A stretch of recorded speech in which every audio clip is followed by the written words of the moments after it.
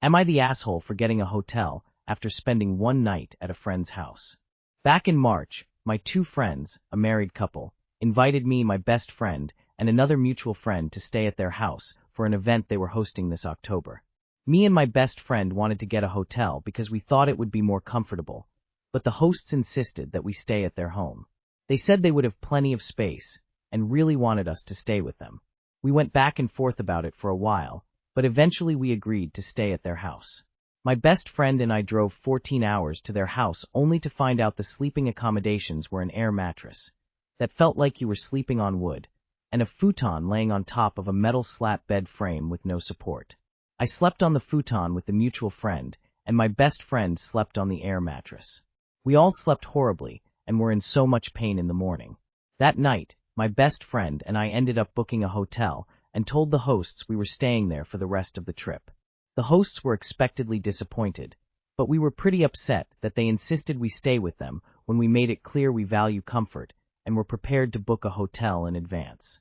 Am I the asshole for not sticking it out for the remainder of the trip at their house? Not the asshole. I tell everyone I'm in the memory foam stage of my life now.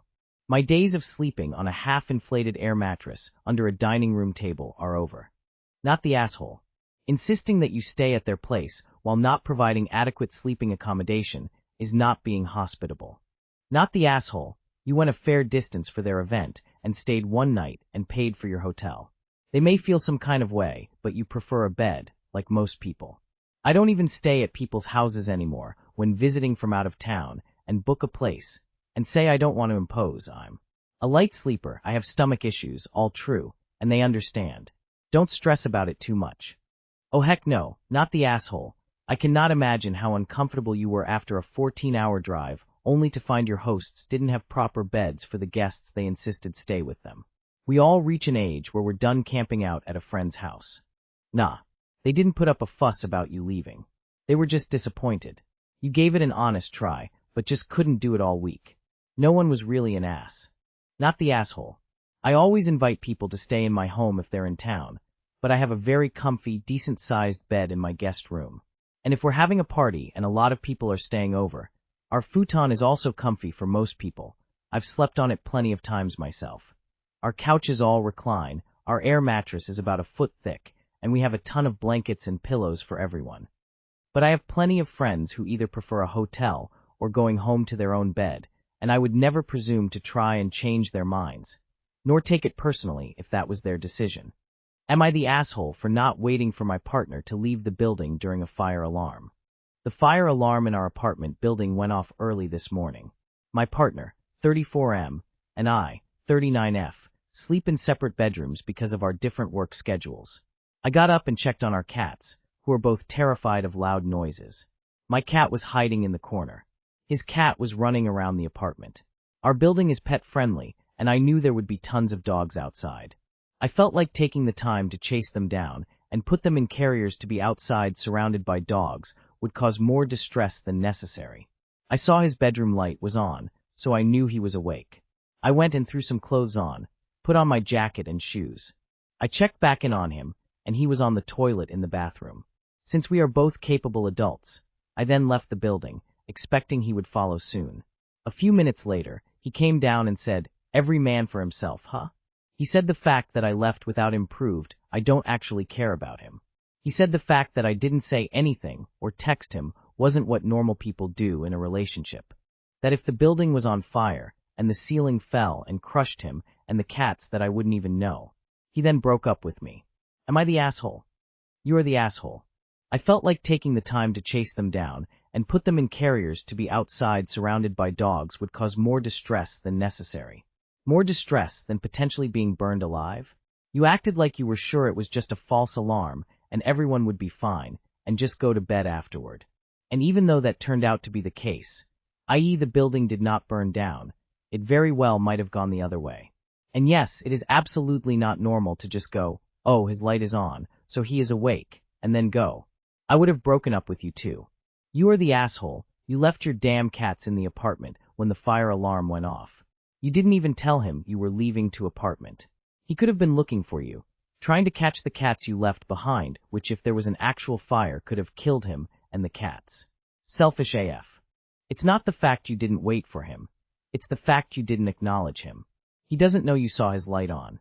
He doesn't know you saw him in his bathroom. He doesn't know you chose to leave the cats inside. You don't know he wasn't hurt.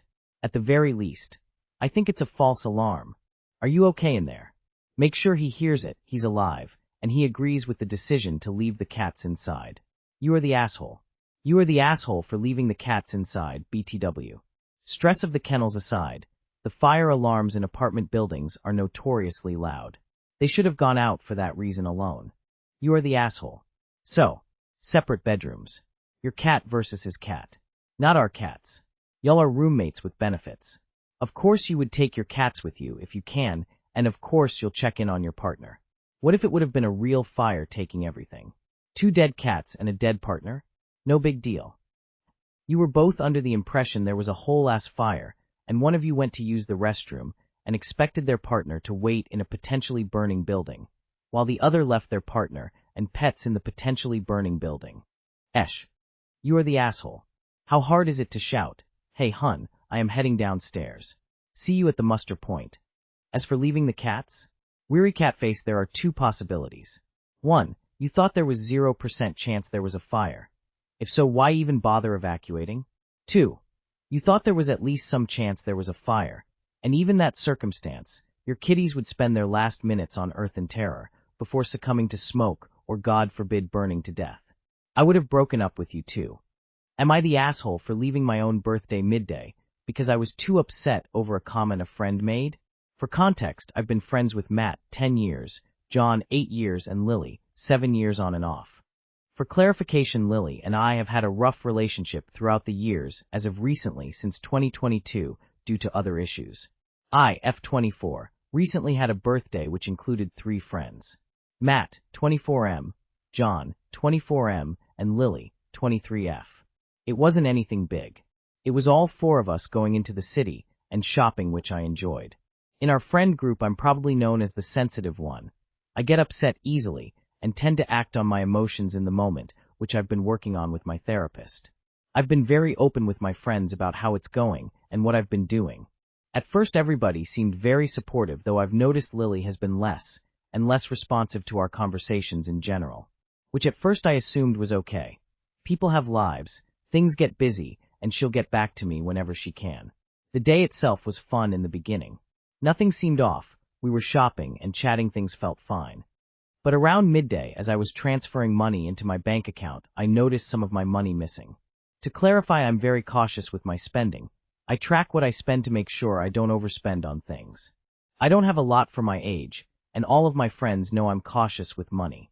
So I'm checking my accounts. I'm stressing because it's not a small amount. It's over $700. Everybody noticed I'm getting worked up and upset. Matt suggests that we stop inside my bank branch to sort the issue out since there was one down the street. I agree since I don't want to continue while actively noticing money's missing, and I assumed my account might have been hacked or something. John said it was fine, but Lily was annoyed since we hadn't finished our shopping yet. She sat down on the bench with John. At first I didn't hear her or what she was saying because I was too worried over my account. Though as I was looking for directions to the bank, she piped up about her and John's account. "Oh look John, we might have been hacked too. See, our money for the day is missing too," she laughed. Nobody else did. It was clearly not funny, as we all stood in silence. All I said was that the poor joke was distasteful and nobody found it funny but her. Lily snapped, saying I'm ruining the day by stressing everybody out about money when her and John traveled to see me. I told her I appreciated the travel to see me, but this was something I couldn't skip over since I've seen it already. So I left for the bank and ignored her. After I finished it, I found Matt waiting for me to inform me that Lily and John went home. In the morning I found a bunch of missed texts from Lily saying that I ruined the day and that I was being overly sensitive about a clear joke she made and too emotional for reacting the way I did. I didn't snap or yell at her. I left the situation since my worry was my account, but she won't listen to my reasoning. So am I the asshole? Edit. Sorry, forgot to add. Yes, I lost my money. I've been at the bank for the past few days, now waiting to see what they can do to help me. It happened on a busy day, so the bank hours were shorter than normal. They explained it like sometimes when you shop online, some companies will sell your information. I'm not sure how true it is, but I'm dealing with the situation at hand. I will update in the next couple of days with any information I get. Not the asshole. Whenever I hear the "I was just joking" excuse, the first thing that comes to my mind is to ask the person what part was supposed to be funny. If I find out I'm $700 short, I'm stopping the train to figure out what the fuck is going on. And if I found out a friend had that problem, I'm too concerned to make jokes and suggest she wait a day or so to figure it out. Sounds like Lily isn't your friend anymore. And that's okay for both of you. Losing $700 would absolutely wreck my day, and if my friend made a joke about it, I'd be baffled and hurt. Like, what the fuck? Have some sympathy for a genuinely stressful and upsetting situation, or GTFO. Not the asshole. Info. Was your bank account actually hacked? What happened with the missing money? $700 is my half of rent. Like, that's huge. That's not something to joke about. Doesn't sound like she was a friend to begin with. Not the asshole. You had every right to be upset. Losing $700 isn't a joke. Lily's comment was insensitive, and you handled it maturely by walking away instead of arguing. Missing money is a legit reason not be emotional and upset. If she had time restrictions or didn't want to wait for you to go to the bank, she could have simply said that. But most folks can't afford to have a missing $700. A birthday trip definitely doesn't trump that. Not the asshole. Your reaction was correct here. Am I the asshole for not wanting to buy drinks? I'm not a drinker. I probably have 3 drinks a month. By choice, it's just not something I want to spend my money on or waste sugar. I'm diabetic. I don't need to have drinks to have a good time, and I don't care if people drink around me. If I want a drink, I'll have one. If I don't, I won't. 2 of my friends, go to a local bar by their apartment really often, probably 4 or 5 times a week, and each time they will get a drink. We've been there to study and do homework or to just chit-chat. We've been there so much we know the owner and bartenders, and they will give us, mainly them, free drinks a lot. I've bought food from the bar and have had drinks too, but over the bar itself is not my vibe, and when I am invited to hang there with them, I don't drink, just get water. Yesterday they told me to come out with them, but I need to buy a drink because the bartenders are annoyed that I don't buy drinks and that I just sit there and talk to my friends. They both said I need to buy drink because it's showing respect to the bartenders and their jobs. I expressed that I'm not going to be made to feel bad for not buying drinks, and I'm not obliged to do, so if that's not what I want to do. If it was an issue, they should speak to me about it. Again, we are going pretty often in the peak times, 4 times a week. On top of that, I don't appreciate that they are allowing the bartenders to talk bad about me when I'm not there. Am I the issue? Should I be buying a drink every time I go? Also, they aren't willing to go and try new bars and find one that I like, so why should I spend money at a place I frankly don't like? Not the asshole for not drinking alcohol, but you are the asshole for sitting there to do homework and chit-chat with nothing but a water. If you're going to take up their seats for a prolonged period of time, etiquette says you should be a paying customer. Order a seltzer, a diet soda, an iced tea, an appetizer, something that you pay for. If you don't want to hang out there, don't hang out there. But don't go and take up a chair that paying customers could use, just so you can sip a free water and be miserable about it. You hate this place, but you go sit there 4 or 5 nights a week anyway? This sounds like a lose-lose. Do you tip on the water? $1 or $2. It's not the library. It's not that you are not drinking alcohol. It's that you aren't spending money.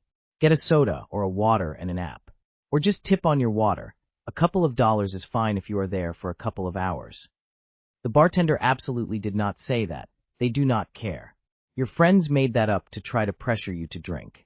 Soft yesh. It is considered rude to go to a bar/restaurant and not purchase anything. Although it doesn't necessarily have to be alcohol. Not the asshole. When I bartended, it was pretty common to have a person in the group just getting water or soda, woman shrugging, light skin tone. It never bothered me, and it was cool when the water drinker would tip me a few bucks for keeping them topped up, but it was never expected.